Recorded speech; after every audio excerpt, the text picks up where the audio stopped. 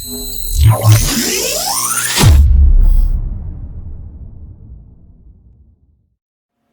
guys, it's Ethan from Zimmer Labs, and this is a Qui Gon Jinn. I'm not going to call it vintage, but it's an older saber that I just finished upgrading to Neopixels for Telly. He sent me this after I finished building his MK1. He wanted me to basically repair it and upgrade it with modern technology. It was missing the red button, and it had some, I don't know, maybe 5 to 10 year old technology in it, or if not that old, maybe just inexpensive stuff. But I'll show you guys how it is now, and I'll take you through what we did.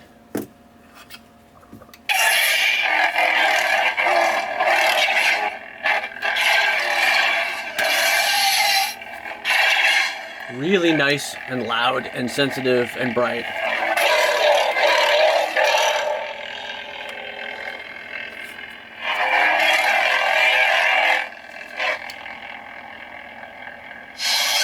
So it's a one button build, and let's open her up and I'll show you guys what we did and what we started with.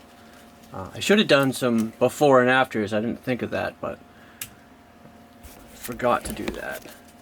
So we started by just removing this cover tech screw. We slide up this outer sheath here, and there's a little tiny set screw right here. Loosen that a tiny bit, and that releases this front end. And you can unscrew the emitter.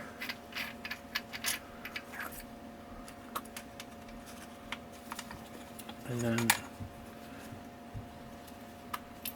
you can pop that off, and then pull the blade connector off the header pin connector. And now you can see what we've got going on for the Neopixel blade connector. It's a stock Custom Works NPXL board with onboard Neopixels and nice tall pogo pins for excellent connection, and then a custom made plexiglass diffuser screen. And we also have a second set of header pins here. Disconnect those. That is the switch connection, and then you simply unscrew the pommel,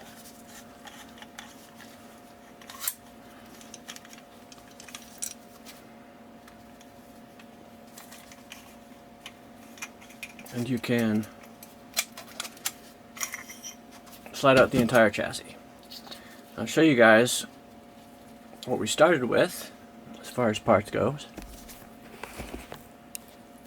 So when he sent this to me initially, like I said, it didn't have any button at all. So I had to start by building him a red button. And what all this had in it was 18mm hole that was threaded. With the idea being to use one of those large push button momentary switches, like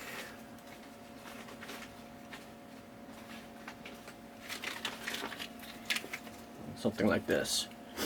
That's what's intended to go in there, and that's a red button, but it doesn't look right. It's not screen accurate at all.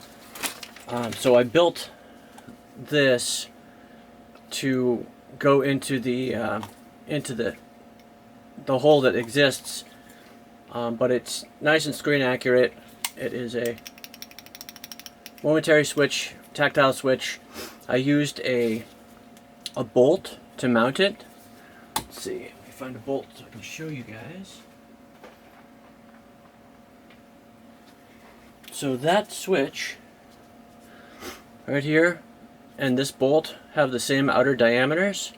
So I used this bolt, and literally screwed it into the hole that was there for the switch to mount into, because this bolt is thin enough that it'll actually catch the threads and thread in and screw in.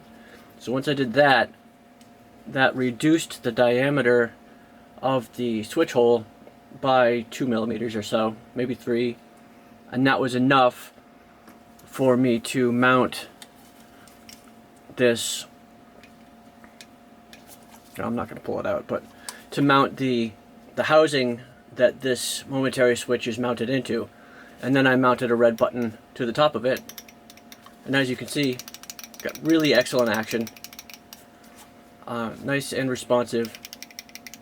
And it is nice and screen accurate, low profile, nice and bright red. Just, you know, essentially exactly what you're looking for if you're doing a Qui Gon Jinn lightsaber. To begin with, when Telly sent it to me, essentially what we had going on was it was this Goth 3 Designs chassis printed in plastic with a plastic crystal and a little tiny 18500 battery, and then this chassis part, and this small chassis part also. They were all painted to match in this brass color here, with this little itty bitty speaker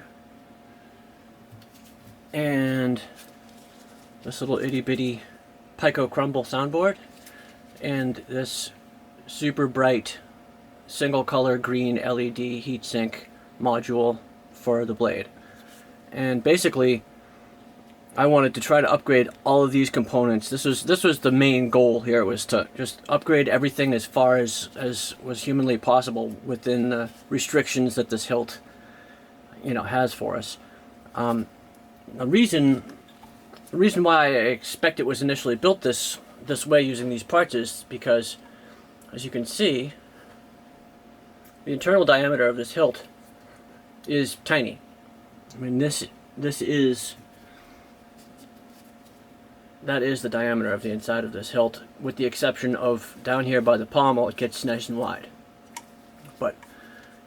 And not only that, but it's also off-centered because of these deep recessed grooves in the hilt, in the handle here, that forces the inside to be located, you know, more towards the outside of the bottom. So you can't slide a big chassis up in there. You really have to work with something that's skinny. And that, in turn, you know, if you're not creative, forces you to use a little itty bitty speaker like this. But because the inner diameter changes near the bottom, that allowed me to upgrade to this 28mm speaker. You know, this guy versus this guy is just a no-brainer. The sound quality difference with this big speaker is night and day. So that was the first major upgrade. Next major upgrade was, because I didn't have to use this speaker and recharge port holder chassis piece, I had this much extra space to work with, which allowed me to put an 18650 battery in there instead of an 18500. So 2000 milliamp hours up to 3000 milliamp hours is a nice capacity upgrade for sure. Then the next nice thing, and this was just pure luck, this is a super budget build, so it was very tight budget. I didn't have any extra, you know, funds available to play with, and I was going to just reuse this crystal chamber piece, but I actually just I happened to have the exact same part kicking around from a different build that I ended up changing, already done in rhodium and brass. So I figured I might as well throw it in there and just throw that in for free for Telly as a freebie to say thanks, because I wasn't probably going to use this for anything specific at this point, and it's, you know, when you find the exact part that you need, why not? So that worked out great. So all I had to do was just kind of rearrange the way the chassis worked, and then mount in a nice quartz crystal with the nice metal crystal chamber, and then pop a different speaker holder on the bottom, and then rather than mount the recharge port to the chassis, simply mount it to the pommel, because that's actually what it's designed to be. That's how it's designed to be done. That saves enough space where you can get larger battery, larger speaker, and larger board. As you can see, initially, like I said, there was this little pico crumble in there, and that takes up all the space that's available for the board holder. But if you simply cut out a couple of the internal pieces of this bottom chassis spacer section, you can get a proffieboard in there and just slide it down so it kind of sits a bit inside this piece too. and that makes up enough extra room for a nice board upgrade. The main problem with that, however, is the USB port.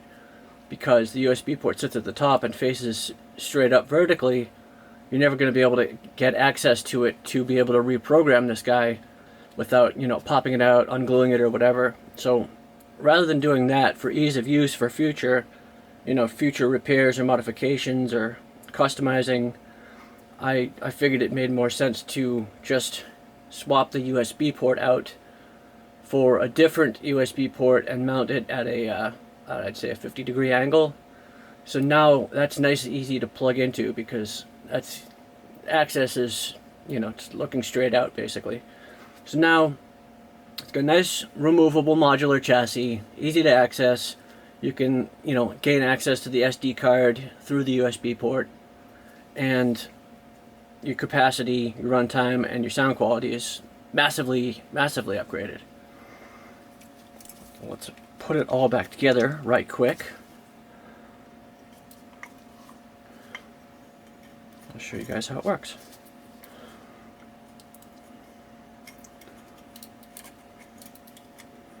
All you have to do is just kind of wiggle it as you reinstall it to make sure that the connectors are going to be sticking out the top.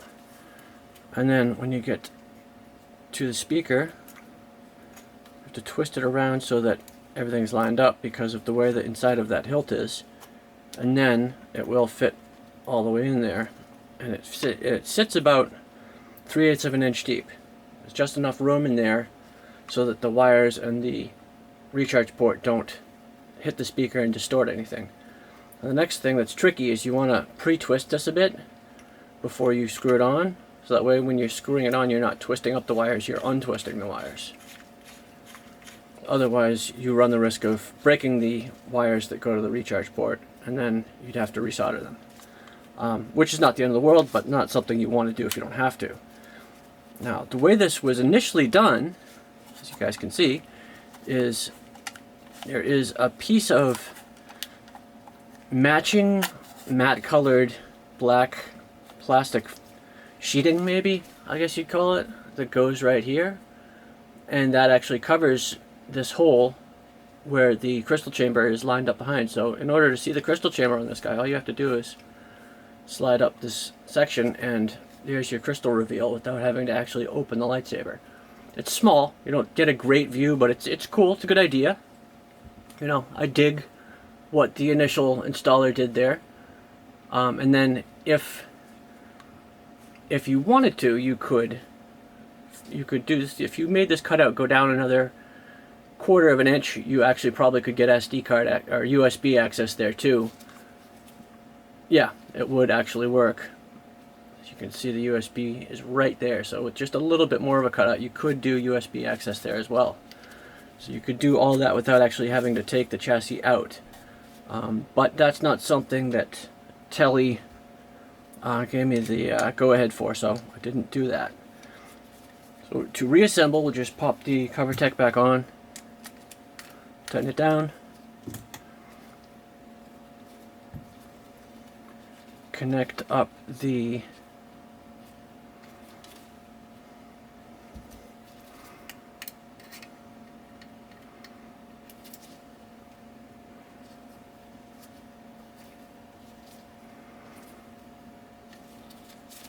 blade connector. Just going to make sure to match up the wires so you're not reversing the polarity. That's lined up right, so that's good. And then this is the switch, and you can actually connect this either way. It doesn't matter if you match the polarity correctly or not. I will just for the sake of argument, but it doesn't matter. One is ground and one is the switch, and if you get it backwards, it works the same way.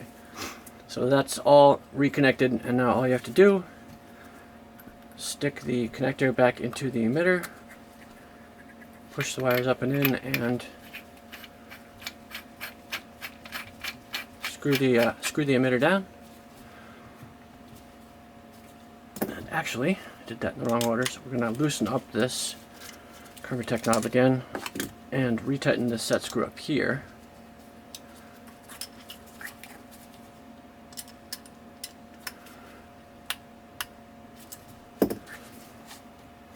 Now we'll put that cover tech knob back on.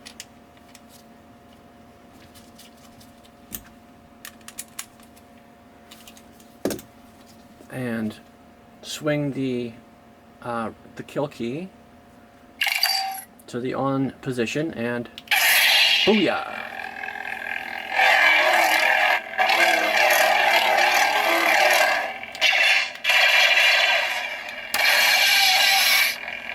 Nice and loud, nice and bright. Let's do the crystal reveal.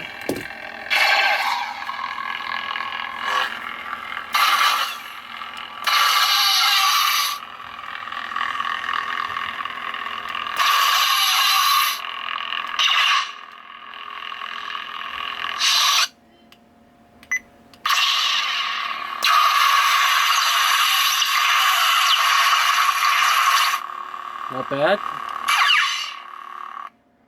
Shut that down real quick. I took some time, I cleaned all the black sections. Ideally, in a perfect world, I would have stripped it and powder coated the black, but that wasn't in the budget. But I did essentially just clean it, a lot of rubbing alcohol, and just get it to look as shiny and black as it can. And then I polished up, sanded and polished, kind of brushed the aluminum sections here with the top to match. So this was really pitted and beat up, especially on the top. But the whole thing looks really nice now as far as, you know, cosmetically. I'm really happy with the way it looks, and especially with the way it functions now too. But it's a nice and clean looking saber. And the sound quality is nice and loud.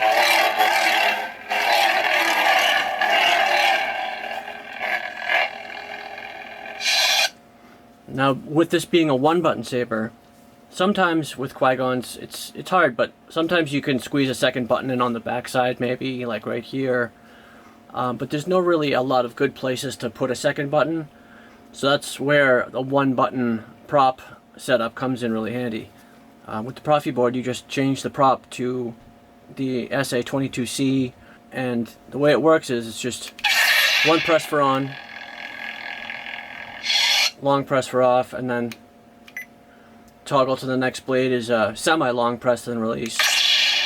Blaster blocks is still just a press.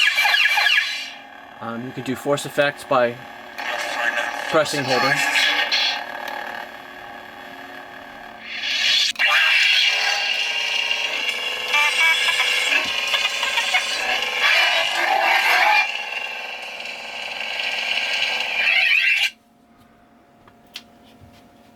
Let's run through the blades real quick, just so Telly can see all the blade presets that I put on this guy. Do a quick reset.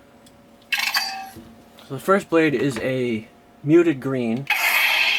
This is like a Force Effects green. If you ever had a Hasbro FX saber, this is the green you get with those.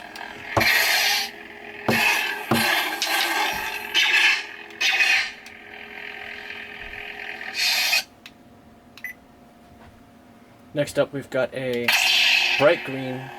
This is a full green. It's almost a little bit on the limey green side.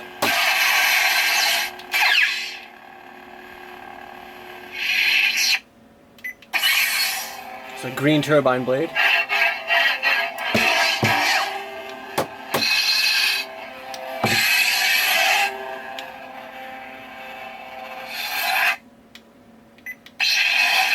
Cyan.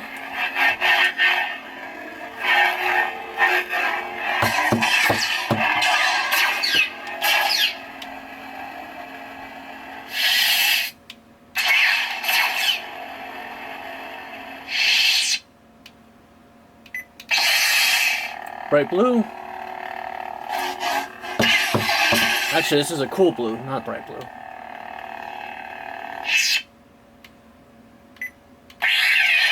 This is a audio flicker yellow white.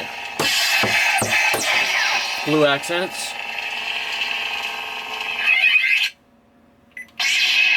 Purple blade.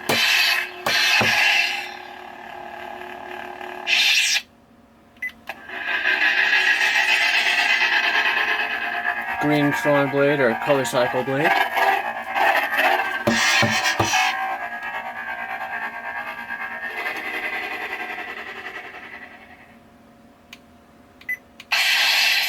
Nice fast moving fire blade.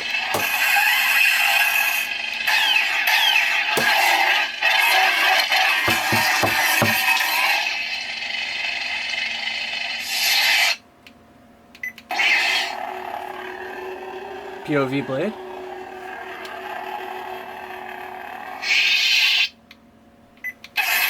And back to the beginning. So Telly, if you can think of any other blade colors that you want on there, let me know, because that is a little bit light on the blade presets. I'm not sure why I didn't put the electricity blade on there. I should put that on. But otherwise, I think it's pretty good. I think it's nice and clean and really functional. Sounds great. Very accurate as far as motion sensitivity goes. And the blade is nice and bright. Blade is also a nice tight fit. I had to do a bit of work on the emitter just to get any blade to fit in there. I'm not sure why. Maybe this was beat up or dented, or maybe a little bit out of shape, out of round, but as you can see, I had to sand down the adapter piece.